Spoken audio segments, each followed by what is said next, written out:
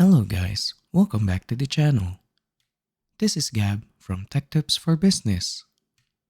For today's video, we are going to talk about how to move columns in Microsoft Excel. Let's get started. First, let's go ahead and make sure that our table is well suited for moving. It should not contain any merged cells at all. So let's go ahead and unmerge some cells that we managed to find. The only cell we spotted is the cell for the header. Go ahead and select that and unmerge.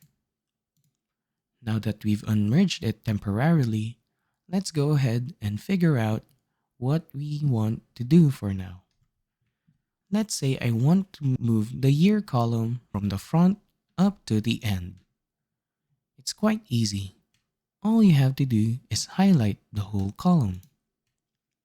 Next, go ahead and hold the Shift button. Next, aim for the border of the highlighted column. It should show a cursor with 4 arrows in it. Next, go ahead and drag the border. A solid line should appear at our location.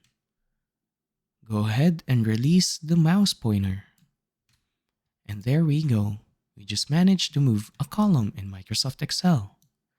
Now, to fix the header again, go ahead and select the cells on the top and click on Merge and Center.